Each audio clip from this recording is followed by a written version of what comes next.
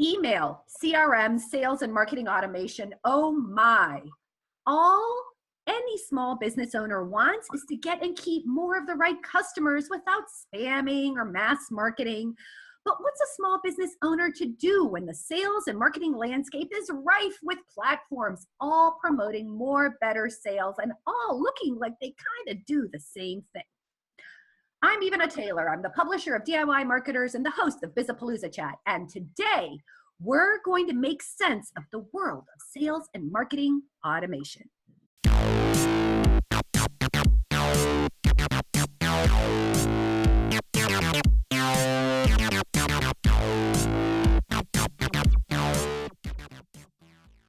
My guest today is none other than the queen of small business and my dear friend, mentor, and ex-neighbor. She is the CEO and the publisher of the award-winning Small Business Trends, which she's grown from a blog to the go-to publication for anyone in business who wants to have their finger on the pulse on what to do, what to read, who to follow for all the best small business advice. So please join me in welcoming our guest today, Anita Campbell. Welcome, Anita. Hey, Ivana, with that kind of an introduction, I'm afraid I'm going to disappoint. I don't know. I don't think that's possible. And I think our listeners and viewers today are going to be so excited because one of the things I always love about Small Business Trends and the work that you do and the conversations that we have is how useful and simple they are and how they sort of like clear up the confusion that so many small businesses deal with. So for example, you've started Small Business Trends, I believe it was like 2003-ish, right? I mean, what kind of changes have you seen in how small business owners get and keep customers? Yeah, it's been 15 years. In actually 2 months, it'll be 15 years since we launched. And it was this month, August of 2003, that I actually started playing around with it. I hadn't ever run a blog before then, and a friend suggested it. And tried one thing. I actually tried a blog on, of all things, advisory boards, and then realized that, gee, after 2 weeks, I ran out of things to write about. So that's how I ended up with the topic of small business. But to get back to your question, so what has changed? Well, so much has changed. So first of all, more small businesses are online today than ever before, which is a really good thing, right? And that's fantastic. And I think, though, what has come along with that is there's so many more tools today, and it is an overwhelming landscape to deal with. There's a site that keeps track of marketing tools, and you may know the name of it, even I don't remember it off the top of my head, but they started out tracking something like 1,500 tools or something like that. Well, earlier this year, I saw it was up to 8,000 or something. It was like this ludicrous number. Like, how are we supposed to make sense of 8,000 tools? I mean, it is unbelievable. So really, that has changed. But I would say, on the one hand, we have more people online using tools in their businesses. On the other hand, there are many more choices, and it's harder than ever to choose the right thing and get good value out of it. It can be very overwhelming. I completely agree. I remember when I started DIY Marketers, it was to show people that there were tools. Yes. And now I'm like trying to help people choose the right tools.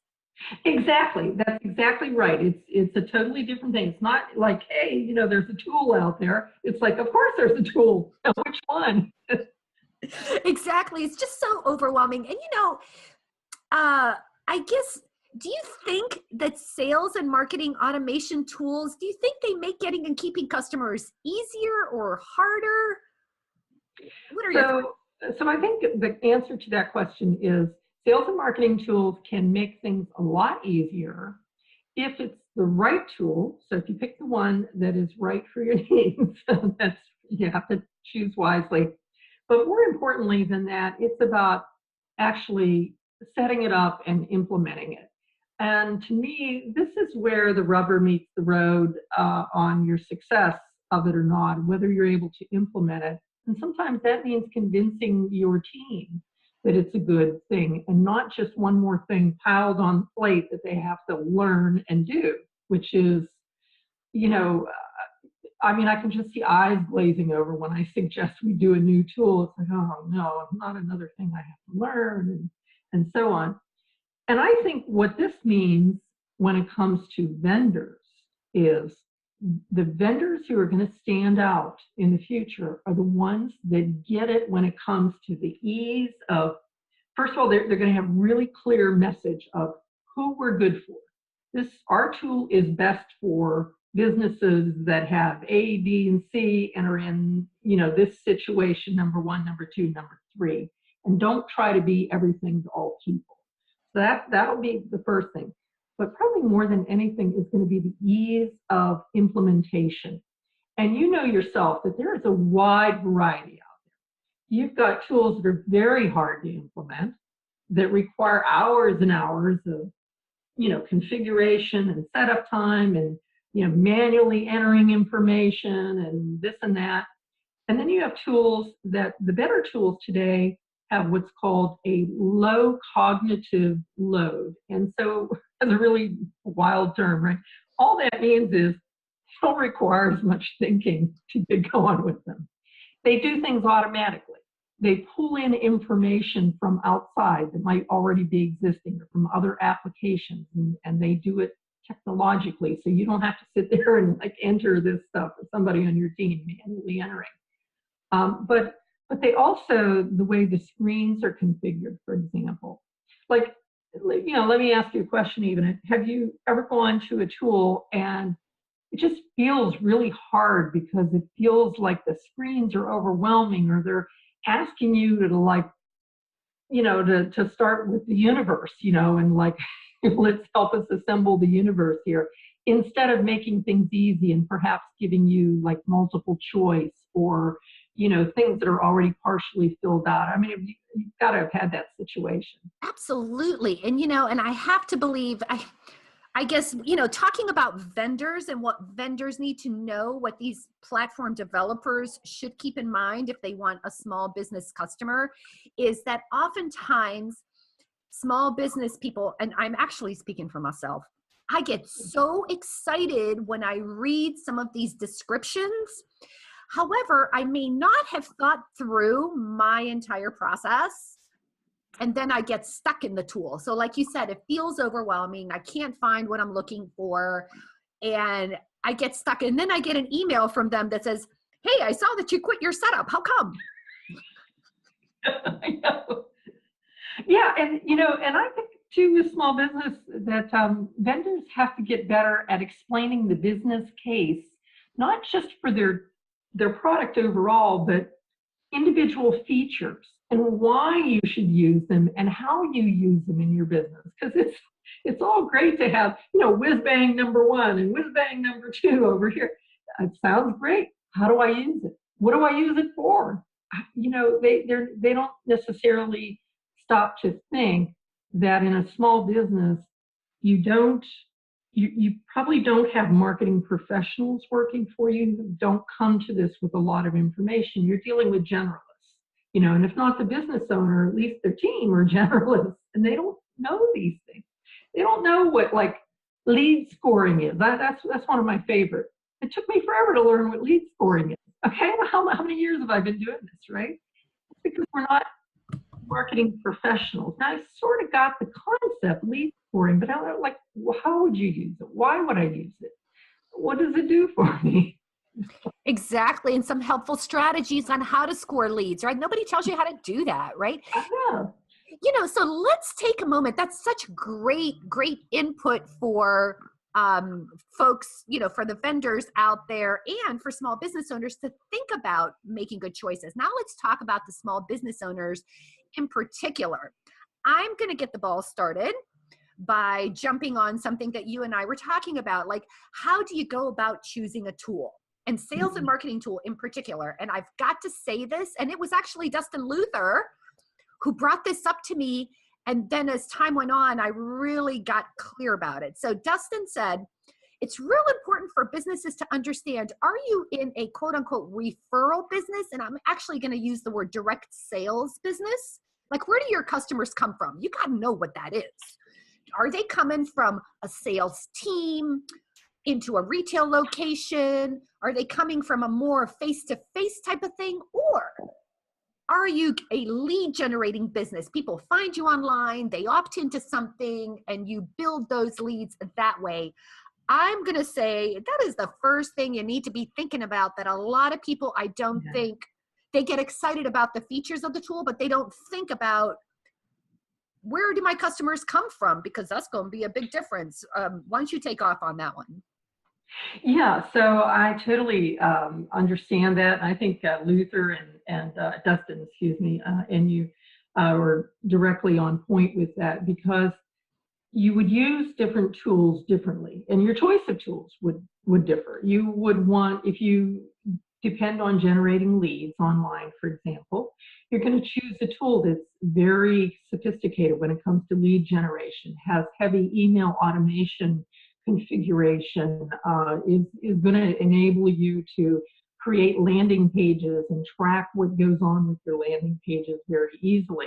Whereas if you're in a retail business, that's not nearly as important. It may not be important at all to you. And what may be more important if you're in a retail business is, personal at the cash register referrals, or referrals from existing customers, and then trying to upsell or cross-sell later on to an existing customer. So that would be a totally different situation there. And I think from the small business perspective, understand, try to map out how you get your customers. And when I say map out, this could be as simple as, take a piece of scratch paper and a pen if you want to, old style, or go online and use a program, even a Microsoft Word or Google Doc or Zoho Doc, and just write down, how do they come in, and maybe do a little diagram, here, with an arrow to here, just something very simple. And it'll clarify in your mind what you're doing, and therefore that will help lead you to, well, what kind of tool do I actually need? And what are the features that I need? Because you're not going to need all these features probably. And every tool that I've ever used, it's rare that I use every single feature. So it's usually a matter of pick the ones that are most important, and let's get those going. And we may never get to the other features, or maybe we'll get to them down the road when we have everything else going well. Boy, you bring such an important point, right? So first we got to know where our customers are coming from. And I think the next thing you've got to know, oh my God, I'm going to channel a professor I had back in the early 80s in college when we studied something called management information systems. And one of the first things they said is, if you can't do it in real life, don't go looking for a computer program to do it for you yet. So you've got to know exactly what your sales and marketing process looks like. So not only do you know where your customers are coming from, but like, how would you deal with this sale and this marketing process manually? Like, what would you do? So sort of like map that out, because again, these tools do all kinds of things, and you need to know exactly what you want them to do before you commit. And I would add to that, not only map out, where it's coming from, but what are your pain points? Like, pick one or two things today that don't work well, that you wish worked differently. Oh, gee, I wish I could do something different. Because I find that it's really hard it's like boiling the ocean to start and try to do everything. But if you just focus on, like, the quote unquote exception basis, so focus on the things that aren't working well, that you want to address and get working better. And that's a much smaller universe, usually, we hope. And you work on those things, and you say, I wish I had a tool that did this. We get a customer, walks in our retail shop, we sell them something, it's great, they're really happy, but we don't have any contact with them afterwards. And we'd love to have some contact. And so right there, that's your problem you want to solve. Okay, how do we get some way of staying in contact with someone who enters our retail shop? Well, that could be a lot of ways. Having a little little notebook there, sign up for our email list, or, something on your cash register receipt, get, sign up for this, or saying simply to them, hey, if you sign up for our email list, we'll give you a 5% discount today, right there at the cash, whatever. I mean, there are gazillion strategies for it, but the point is that if you have identified that that's your biggest thing that you'd like, now it tells you what your solutions are. And then once you know, okay, I need some solutions, you're going to need a tech container to help you with that. So what kind of tech container will do the job? What do I need to do? That's great input. I love that we talked a little bit about retail. We talked a little bit about online businesses. You know that everyone who's listening can't wait to hear what tools we like for what when it comes to sales and marketing automation. You and I both know, remember back in the day with Twitter, it used to tell you, well, I think it still does, like how the tweet came out, or they would tell you like different things and tools. And I would look and see what you were doing. And I would look and see what folks, early tweeters like Guy Kawasaki was doing. And I'm like, let me go check that out. Right. So, people want to know, what is Anita using and for what? Because as an online publisher, you have a very different kind of business than, let's say, someone who might be a manufacturer or maybe like a professional services office. Yeah, so as an online publisher, people can sometimes get confused, but it's actually a fairly simple business model. It's very similar to any kind of media company. So think of magazine, but instead of maybe a print magazine, it's mostly online, although we do have a digital magazine, but the reality is we're talking about an online audience. So how does a magazine earn? Well, sometimes they're free, and in our case, that's free to the readers. Sometimes they charge a small cover price too, but in our case, it's free. And they're really making most of their money from advertisers and sponsorships. And so that's our business model too. That's where we're really making the money, and that's what enables us to provide the content for free to the readers. So the tools that we like, I find that this is an industry, online publishers, that is not very well served. I think there's a lot of potential to serve this industry. I think there are very few tools, and everybody sort of dismisses this as people in pajamas in their basements, but there are many, many, many millions of businesses that are around the world that are earning from being online publishers. That said, we find that we use different tools for our end user readers, and then because that's a one-to-many type of thing, and then we use different tools for the advertisers and sponsors that we're selling to. So for advertisers and sponsors, we're really big on Zoho tools. So we use Zoho CRM. We use a whole array of things along with that. Zoho has its own electronic signature app, so we are now able to create our estimates or statements of work using the Zoho CRM program, which makes it very, very easy once we got that set up. And then we can even send that out for signature electronically using the Zoho signature app. So that even little things like printing something off, signing it by hand, scanning it back in, and emailing it. It sounds like a small thing, but it's such an irritating thing. And when you are working virtually like we are, where we have team members in different locations, it's even more of a challenge. So this electronic signature has really helped. It really takes a kind of a little load off, and then it sends out little it will send out reminders to the person that you're waiting for a signature and so on. So you don't have to be the one pestering them to sign. And like, am I going to tick them off if I pester them too much and then they won't sign? There's always that challenge. So instead, it's the tool reminding them. So it kind of takes you out of it. You're no longer the nudge. The tool is the nudge. And so we use that. Today we're using Groove as a help desk software because we get loads and loads of communications. We get like over 100 emails a day from the public. So we have various people who have to see that. And we found that if we sent those emails into like a help desk software, we could assign them out via keywords. That, I mean, the tech does a lot of work for us. It will, based on certain keywords or in the contact form, where we say to choose the subject, people choose the subject, it'll get routed to a certain inbox, and then the ones that aren't routed, someone can go quickly through and scan and then send to the right person. We can send to the right box.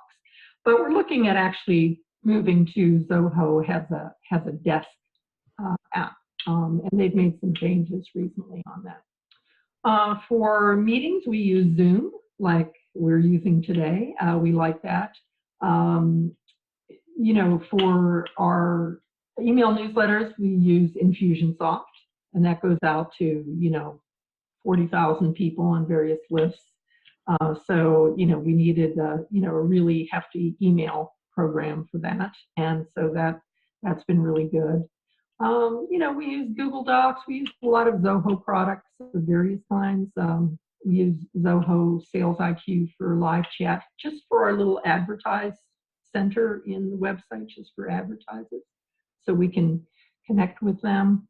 I don't know, what else? Well, you know, as you were talking about Zoho, one of the things I really liked about that platform is how flexible it is. It's not expensive, and it also allows you to, how do I say this? Like, you could plug and play. Yes, and you know, it's we use a lot of other Zoho tools too that have really done well for us. I will say this about the Zoho CRM. Now, they've made it easier, and they've made some of their other tools easier. They've done like a whole refresh on most of their tools now. And that's been really good because they've made them, I think, substantially easier to get started. When we first got started with Zoho CRM, it was a little harder to get started, and it did take some configuration up front. But I think that it's actually easier now, and they've put some features in that make it easier. For example, they have something called Sales Inbox that works together with CRM, so that if you set up an email address for the Sales Inbox, everything's automatically pulled into Zoho CRM. It's back to that low cognitive load. You don't have to sit there and manually enter everything. As long as it's to and from that email address, it's right there. And even if it isn't, you can do a VCC that will pull it in directly into Zoho CRM. So there are a lot of improvements that they've made that I think make it easier now to get started. And it is very flexible. And we don't use all the features of that, but what we do use has been, I think, amazing for us. And, you know, let's talk a little bit about something else, which I think is really, really important, right? We were just talking about Zoho and how it's almost like, I like to think of Zoho like a Lego.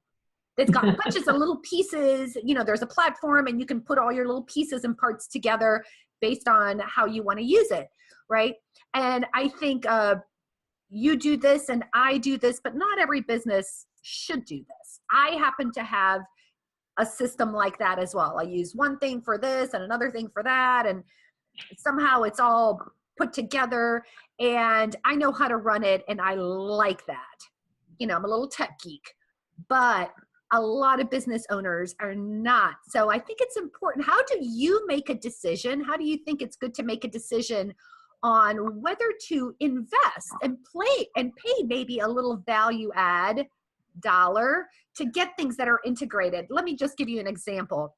HubSpot, as an example, is a platform that has a CRM, that has email marketing, that has a lot. Even the blog is integrated. But HubSpot can be expensive. And yet, for my manufacturing clients, for folks I know that are in a small business, they're in manufacturing, there is an online component, but they don't have a marketing department. They might have one person. They don't have time for all this. And for that, I think an integrated platform like a HubSpot or maybe like an Infusionsoft is a good choice, even though it's more expensive, because it doesn't have a lot of moving parts. What are your thoughts on that? No, I would agree. And so let's take, for example, I don't use HubSpot, although I love the content. But Zoho One is a bundled offer, and it's fantastic. So for $30 per employee per month, you get access to all, like 40 of the Zoho products, almost every one of their products. I think there's only one or two products that you don't get access to. And you're not getting like the trial version. You're pretty much getting the full enterprise version of everyone. There are a couple limitations, but basically it's very, very good. And that price, I think that's still the price. Check the website, but and I think that's if you commit to like an annual. It's a little bit more if you just want to do month to month. But in any event, I do think the integrated platform is good because then you don't have to worry about making those connections from one to the other. You know, and a lot of products say that they integrate, but you've probably been disappointed like I have, where it'll say it'll integrate, but then when you really dig in, you find that, oh, the only thing it integrates is this little piece of data over here, but I want a full integration. And all it does is it'll pull this one piece of data and stick it there. Well, that's helpful, but it's, you know, not. Or this is one I love. They tell you, oh yeah, we have these published APIs. Well, hello, how many small business people do you think know what an API is or can work with it? You know, I mean, I think an API can be very, very valuable, but I don't think that's really a solution for most non-technical small business people. You know, it's just, it's a big technical project that has to be sorted out. And it's, you might say, well, you know, you can hire somebody to do it, but you know yourself, hiring somebody is a challenge. You know, and people will, you know, you go out and what am I supposed to do? Go out to freelancer.com or Upwork and try to find people. And then you have people who are, you know, they claim to be expert in this or that. And they're not really, you find out later. And you've invested, you know, and you got a lot of time, hours invested just to find somebody to help you do this integration that all you wanted was plug and play. You didn't get plug and play. So yeah, to get back to your question, integrated products, definitely, I think they're very good. They can be limiting, but you know, the good products will have an integrated suite and they'll also allow for integration and work with external products too. So I think you have to look at things. The best thing that I think has ever come along has been free trials and vendors who offer free trials. And what I would say to this is you have to be prepared to spend a little bit of time trialing a product. I was shocked to find not too long ago that I had like over 1,000 passwords stored.